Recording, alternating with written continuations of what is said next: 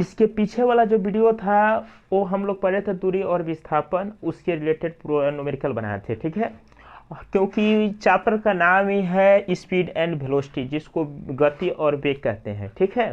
तो उसको परिभाषित करने के लिए दूरी और विस्थापन पढ़े थे। अब पढ़ लिए हैं, अब कैसे इसको डिफाइन करते हैं आप अच्छी तरह से अब समझ सकते हैं, और दोनों में क्या डिफरेंस है ये भी समझ सकते हैं, ठीक है। हम बात करते हैं कि गति और चाल। सबसे पहले मैंने लिख लेते हैं कैसे कैसे इसको समझते हैं, कैसे इसको बात को समझिए। चाल बराबर दूरी बटा समय। लोअर क्लास में आप लोग पढ़े भी होइएगा, 9th क्लास में आप लोग दूरी और चाल और वेग, त्वरण, बल, ये सभी शायद पढ़े होंगे आप लोग 9th क्लास में। तो दूरी बटा समय, जिसको मीटर, दूरी को मीटर से डिनोट करते हैं, मतलब दूरी को डिनोट नहीं करते, इसका ऐसा यूनिट है मीटर, और इसका समय को सेकेंड, ठीक है। इसको ऐसे भी लिख सकते हैं मीटर पर सेकेंड, ठीक है। इधर भी देखिए वेग, वेग को विस्थापन बाई समय, विस्थापन बाई समय को कहा जाता है, ठीक है। विस्थापन को भी मीटर होता है और समय को सेकेंड होता है, ठीक है। मतलब कि इसका ऐसा यूनिट मीटर हो जाएगा, समय को सेकेंड होता है, ठीक है। अब इसको समझ सकते हैं आप बढ़िया से। इसको गति और चाल को कैसे डिफाइन करते हैं देखिएगा। पर इकाई समय में तय की गई कुल दूरी को ही हम लोग चाल कहते हैं, जबकि इसमें है कि इकाई समय में तय की गई कुल विस्थापन को ही आप लोग क्या कहते हैं, वेग कहते हैं। अब समझ सकते कैसे। इसको मीटर पर सेकेंड कहेंगे, इसको मीटर पर सेकेंड है, ठीक है। अब यहाँ डिफाइन कर सकते हैं, यहाँ जब भी बाटा में रहता है नीचे तो उसको प्रति बोलते हैं। हम यूनिट एंड डायमेंशन में समझाए थे, अब वहाँ से लेक्चर समझ सकते हैं। तो मीटर पर सेकेंड, ठीक है। पर सेकेंड मतलब पर, मतलब एक। तो इकाई समय में मतलब एक सेकेंड में जितनी दूरी तय करेगा, ये मीटर क्या है, दूरी है, मीटर क्या है, दूरी का मात्रक है। यही समझ दिखाएंगे नहीं, आप खुद से समझ सकते हैं। इकाई समय में तय की गई कुल दूरी को, मीटर क्या है, दूरी को, उसी को तो चाल कहते हैं, उसी को तो चाल कहते हैं। ठीक उसी प्रकार तो यहाँ भी समझ सकते हैं, इकाई समय विस्थापन को भी मीटर से डिनोट करते हैं। तो इकाई समय में, लेकिन विस्थापन के जगह, अब मीटर की जगह यहाँ दूरी नहीं कहेंगे, यहाँ विस्थापन बोलेंगे, ठीक है। तो इकाई समय में तय की गई कुल विस्थापन को वेग कहते हैं। समझ में आया। जब भी देखिए, दूरी से अगर समय से भाग देंगे, अगर दूरी कहेगा तो चाल डिफाइन होगा, अगर विस्थापन कहेगा तो वेग डिफाइन होगा, ठीक है।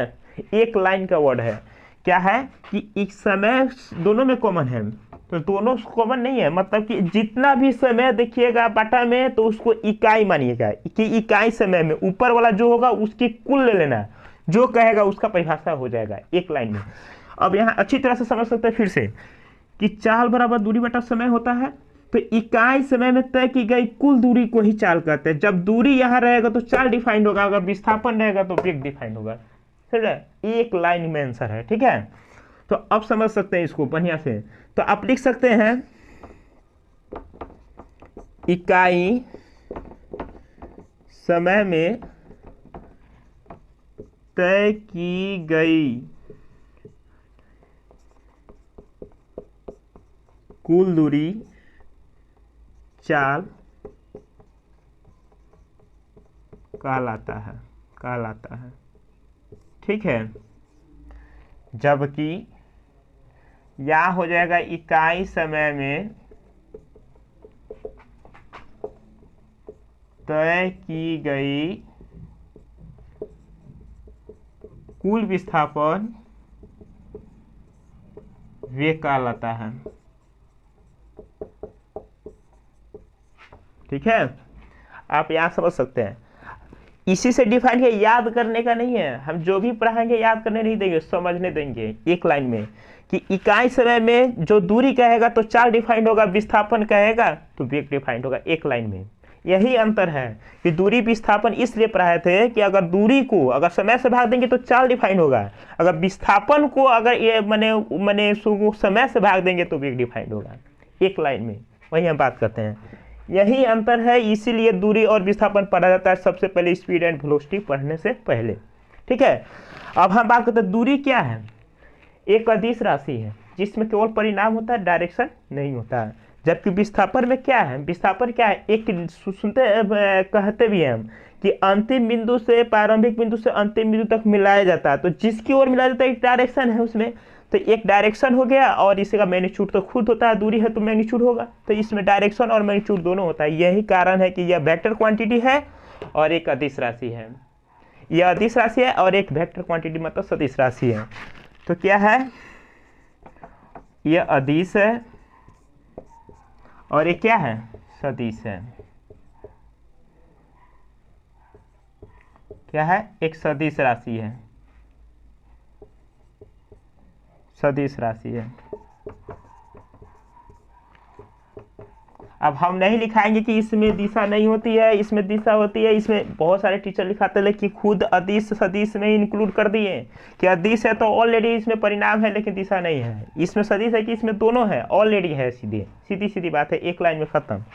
अब हम बात करना चाहते हैं 1 2 3 चाल बराबर दूरी बटा समय, ये हो गया। अब हम बात समझते हैं कि हमको उम्मीद है कि चाल और दूरी है, चाल और ब्रेक आसानी से आप समझ गए होंगे, ठीक है। अब हम एक और बात करते हैं कि दूरी जो होता है इसमें केवल परिणाम होता है। तो परिणाम होता है तो मैग्नीट्यूड तो हर क्वांटिटी में ही होता है, लेकिन डायरेक्शन कुछ में होता है कुछ नहीं होता है। यही कारण है कि वो उसको बोलते हैं ना, उसको बोलते हैं अदिश राशि और सदिश राशि, इसलिए बनाया गया है, समझ आया।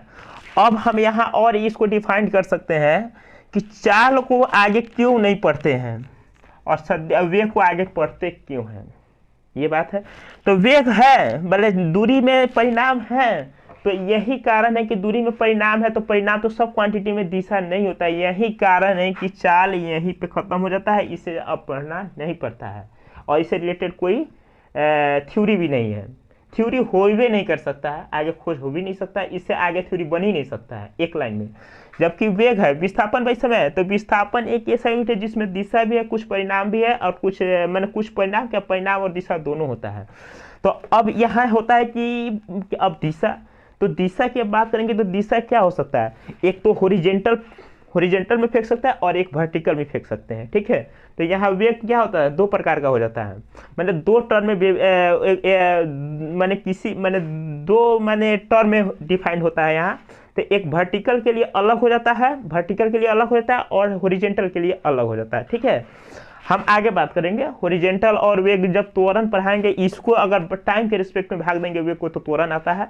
जब वहाँ हम बताएंगे कि मतलब कि त्वरण एक हॉरिजेंटल प्लेन में फेंकते हैं और एक वर्टिकल डायरेक्शन में फेंकेंगे, तो वहाँ डिफाइन कर देंगे, ठीक है, वहाँ बताएंगे। इसके बाद का लेक्चर है, ठीक है। अब हम बात करते हैं कि वेग को आगे इसलिए पढ़ते हैं कि वेग को इसलिए आगे पढ़ते हैं कि वेग जो होता है एक दिशा और परिणाम दोनों होता है, तो दिशा के कारण है कि इसको बढ़ावा दिया गया है, ठीक है। और वेग कहना, देखिए हम एक और बात करना चाहते हैं यहाँ, आपको उम्मीद है कि आप समझ गए होंगे। एक और हम बात करते हैं, ठीक है,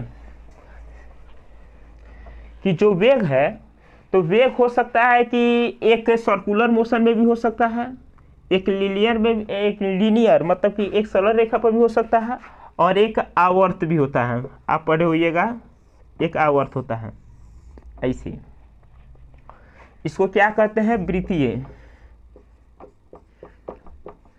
इसको कहते हैं सरल गति, जिसको सर्कुलर मोशन कहते हैं इंग्लिश में, इसको उसको लीनियर मोशन कहते हैं और इसको मोशन नहीं कहते, वेलोसिटी भी कह दिए, वृत्तीय वेग भी बोल सकते हैं इसको। गति का नाम उचित नहीं बनता है क्योंकि ये गति ही एक वेग है, समझ सकते हैं आप, मतलब भावनाओं को समझिए। और सरल वेग भी बोल सकते हैं या सरल गति भी बोल सकते हैं, दोनों बोल सकते हैं। और इसको simple harmonic motion, simple harmonic motion, जिसको सरल आवर्त गति कहते हैं, ठीक है। तो हमारे कहने का मतलब है कि वेग को यहाँ 3 चैप्टर इसलिए बनाया गया है कि वेग सर्कुलर मोशन के लिए एक अलग चैप्टर बनाया गया। यही कारण है कि सर्कुलर मोशन को एक अलग चैप्टर बनाया गया है, क्योंकि उसका थ्योरी अलग होता है, उसका इक्वेशन देखिएगा तो अलग आता है, यही कारण है, हम आगे यही बताते हैं। और लीनियर जो वेलोसिटी है तो इसका इक्वेशन देखिएगा, एस बराबर U T plus half A T square, जितना पढ़े होइएगा वो क्या है, एक लीनियर मोशन के लिए इक्वेशन डिफाइंड है, ठीक है। और सरल आवर्त गति जब पढ़िएगा, जैसे लोलक की सरल लोलक की गति देखिएगा, वो सभी क्या है, तो ये सिंपल हार्मोनिक मोशन, तीनों मोशन, इस मोशन इतना से ज़्यादा मोशन होता नहीं है इस दुनिया में। यही कारण कि तीन वो अलग अलग चार्ट होता है, क्योंकि तीनों का इक्वेशन अलग अलग होता है, ठीक है। तो हम आगे बताएंगे कि वृत्तीय गति को अगला चैप्टर, मतलब चैप्टर जैसे जैसे आएंगे वैसे बताएंगे। सरल वेग क्या है, जब इसी को आगे ले चलेंगे तो सरल वेग बताएंगे, ठीक है। सरल वेग को क्या कर देंगे, हॉरिजॉन्टल पर फेंकेंगे तो सीधा होगा, और एक वर्टिकल में फेंकेंगे तो ऊपर जाएगा। तो ये क्या है, वर्टिकल फेंकेंगे तो सरल रेखा पर जाएगा, हॉरिजॉन्टल फेंकेंगे किसी पार्टिकल हॉरिजॉन्टल प्रोजेक्ट कराएंगे, मतलब उसको मोशन करता है, प्रोजेक्ट करता है, तो वो क्या होता है, एक सरल रेखा पर जाता है। जैसे सड़क पर चलता है तो क्या, एक सरल गति होता है उसका, यानी सरल मोशन होता है। वो क्या है, पृथ्वी क्या है, मतलब जो भी चलेगा तो सरल पर चलेगा, कभी सर्कुलर पर नहीं चलेगा। लेकिन जब देखिएगा जैसे साइकिल चलता है एक धुरी पर, रोटेट करता है, वहाँ वृत्तीय गति पर डिफाइन होता है, ठीक है। और सरल सरल लोलक गति, तो यही कारण है कि जब अलग अलग पढ़ाएंगे तो ये तीनों अलग अलग चैप्टर है। तो हम वेग में ही सरल, स्पीड एंड वेलोसिटी में ही सरल वेग पढ़ाएंगे, ठीक है। और सरल वेग पढ़ाएंगे, इसी में आगे पढ़ाएंगे। जब इसके बाद त्वरण डिफाइन करेंगे तब सरल वेग पाएंगे कि एक समान वेग और दूसरा मैंने प्रारंभिक वेग, और उसको बोलते हैं क्या, अंतिम वेग, जिसको initial velocity and final velocity बोलते हैं इंग्लिश में, ठीक है। तब वहाँ हम बताएंगे कि वर्टिकल में फेंकेंगे तो त्वरण क्या होगा, वर्टिकल में फेंकेंगे तो त्वरण क्या होगा, हॉरिजॉन्टल फेंकेंगे तो त्वरण क्या होगा, वहाँ हम बताएंगे, ठीक है। तो आज हम यहीं पर रहने देते हैं। विशेष बात यही है, विशेष बात है कि वेग के बारे में थोड़ा सा चर्चा करती है। दूरी को बता दिए कि दूरी को क्यों नहीं आगे पढ़ते हैं, बल्कि चाल को क्यों नहीं आगे पढ़ते हैं, और वेग को क्यों आगे पढ़ते हैं, ये बता दिए, ठीक है। कल आएंगे तो त्वरण लेके आएंगे अगला लेक्चर में, ठीक है। त्वरण लेकर आएंगे। त्वरण की डिस एक्सेलरेशन क्या है, इसको एक्सेलरेशन बोलते हैं, डिस एक्सेलरेशन जिसको मंदन करते हैं, उसके बारे में उसको अगला लेक्चर में लेकर आएंगे, ठीक है। तो यही समझ गए होंगे कि मोशन तीन को है तो तीन चैप्टर में यही कारण है कि बढ़ जाता है, ठीक है। तो अगला लेक्चर में ही आपसे बात करना चाहते हैं, ठीक है, ओके।